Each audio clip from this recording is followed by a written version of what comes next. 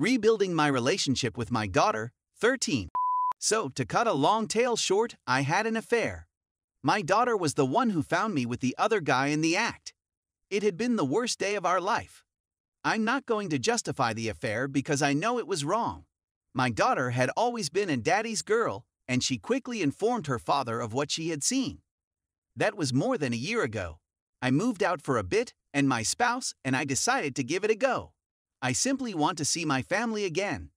I really regret inflicting such pain on them both.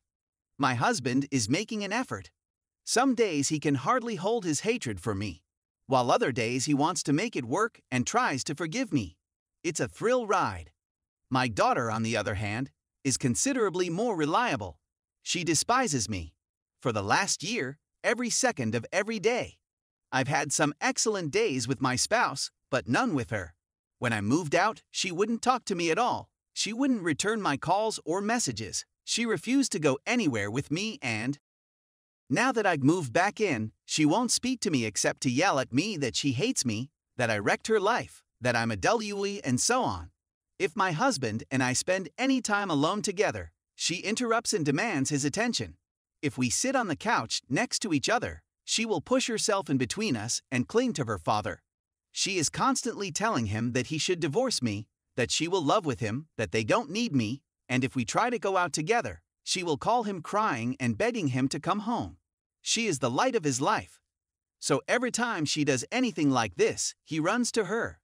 We've attempted family counseling, but we're not making any headway. She refuses to engage, and he's not even sure he can forgive me. It was all too much the other day, and I burst into tears in front of her, begging her to forgive me. She yelled at me, telling me she despised me, that she was delighted I was in pain, that she wanted me to suffer, that she would never forgive me, that I had wrecked her life, and that she hoped I would die. She is furious.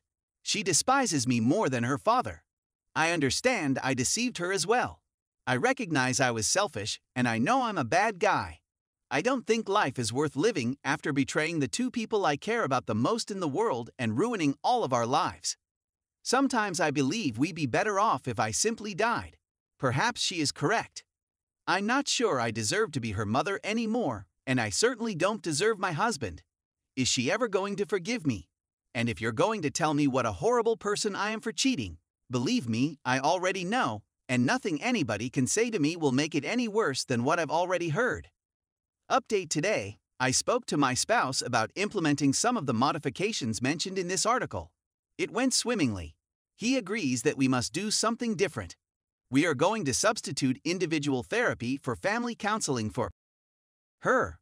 I offered to discontinue my IC so he could process the trauma, but he stated he'd rather I continued in IC and figured out why I cheated and developed stronger coping strategies. He stated he'd go when he was satisfied I dealt with it appropriately. We went out as a family today. It was almost typical. He appeared content, and she wasn't yelling at me, so that's something. I got home and sobbed. We were nearly back to being a regular family. Almost. Story 2. Girlfriend, female 30, and I, male 33. Aren't sure how to compromise on drinking alcohol. Hello there, Reddit. Girlfriend, F30, and I, M33, are writing this jointly to gain feedback on how we should deal with the current problem. Background information. I was up in a Christian home that did not consume alcohol, and I have not done so for the bulk of my life. I left that faith about 5 years ago and have gradually started reevaluating many of my ideas and attitudes on a variety of things, including alcohol.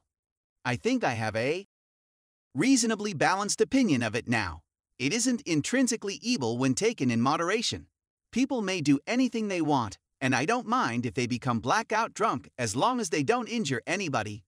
Girlfriend came from a dysfunctional household where her father misused alcohol, and as a result, is family. As a result, she is adamantly opposed to alcohol. I believe she is perfectly right in feeling this way. She has the right to select who and what she surrounds herself with. My present stance. Having stated that, I don't feel compelled to do so. For me, 1 or 2 beers with friends a few times a month is about as much as I'd want to do. It's not even enough to get drunk. It's simply something pleasant to do with pals every now and again. Another concept that is essential to me in this context is the concept of agency. After abandoning that specific faith, I have a great desire to feel as though I have the freedom to make my own decisions. Being informed that something is not permitted when it does not endanger anybody does not feel like something I desire.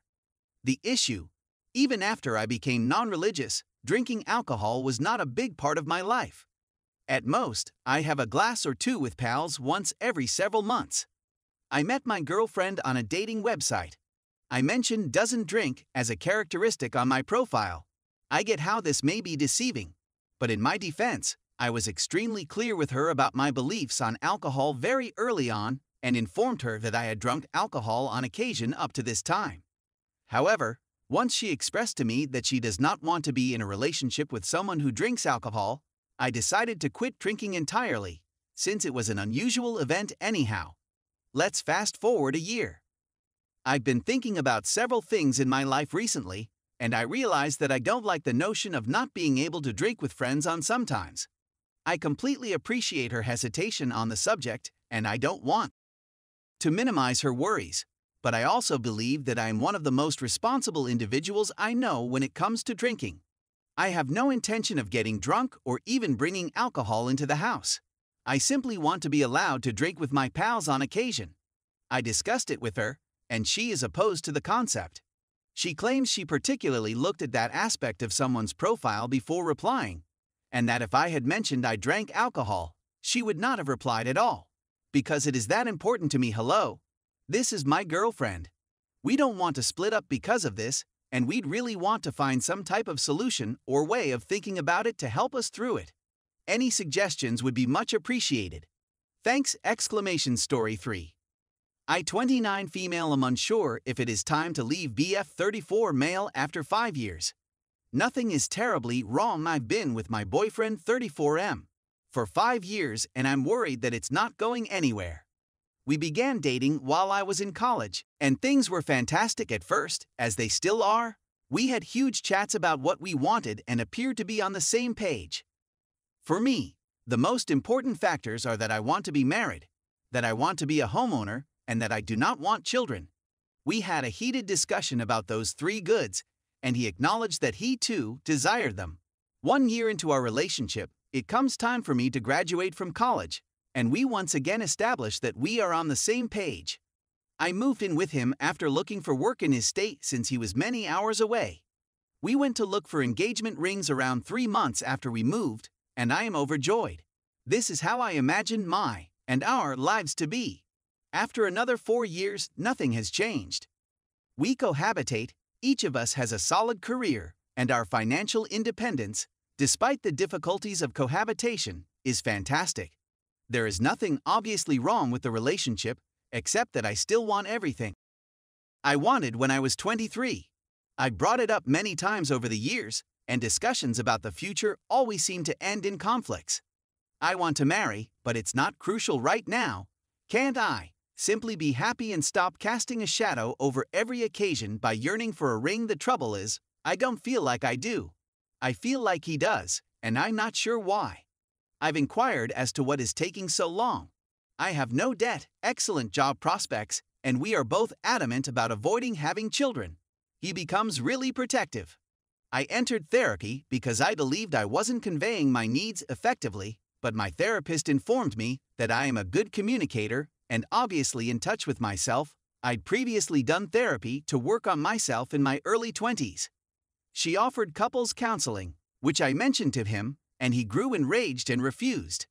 Now I feel like I've simply shrunk myself to avoid upsetting him. I don't want to be made to feel bad for wanting to make plans for the future. Is this too much to ask? How do you proceed when your spouse is terrified of the future? I really want this to succeed, but I'm beginning to get the impression that we're no longer on the same page.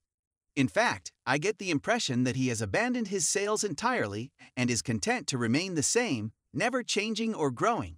Is this an indication that it's time to go? My father cheated on my mother. I didn't speak to him for a few years, then sent him a terrible letter in which I expressed my thoughts, forgave him, and moved on.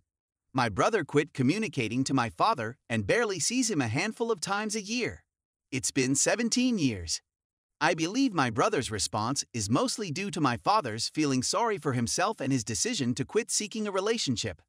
As a result, my brother felt unloved. I would argue that she may feel she hates you, and she may even despise you, but she will not vanish. It will always be your responsibility to seek her. And I believe you have a strong possibility of reconciliation if you do.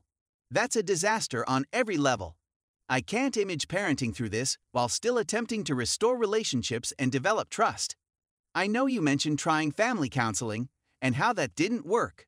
But what about solo treatment? I'm not sure if you've gone down that path, but having a personalized plan and a secure place to discuss would be more useful for now. I wish you the best of luck as you rebuild your family. Read. I believe your daughter would benefit much from individual counseling. She needs a safe environment in which to process her thoughts about this. I'm the only patient in individual treatment. My spouse and I are going to couples therapy to get through what I've done to us. Why isn't she seeing a therapist one-on-one? We enrolled her in family counseling. That seemed like a good idea to us. We can't afford to keep all of this treatment continuing, so we need to decide which one to discontinue if we send her to individual therapy. We've already had 3 counseling sessions. One for myself, one for my spouse and I, and one for the whole family. My husband, by all rights, should be in treatment as well, but we just cannot afford 5 counseling sessions. We're already overburdened beyond what our insurance will cover. Now look at some comments. My father cheated on my mother. I didn't speak to him for a few years, then sent him a terrible letter in which I expressed my thoughts, forgave him, and moved on. My brother quit communicating to my father and barely sees him a handful of times a year. It's been 17 years. I believe my brother's response is mostly due to my father's feeling sorry for himself and his decision to quit seeking a relationship. As a result, my brother felt unloved. I would argue that she may feel she hates you, and she may even despise you, but she will not vanish. It will always be your responsibility to seek her. And I believe you have a strong possibility of reconciliation if you do. That's a disaster on every level. I can't imagine parenting through this while still attempting to restore relationships and develop trust. I know you mentioned trying family counseling and how that didn't work. But what about solo treatment? I'm not sure if you've gone down that path, but having a personalized plan and a secure place to discuss would be more useful for now. I wish you the best of luck as you rebuild your family. Read. I believe your daughter would benefit much from individual counseling. She needs a safe environment in which to process her thoughts about this.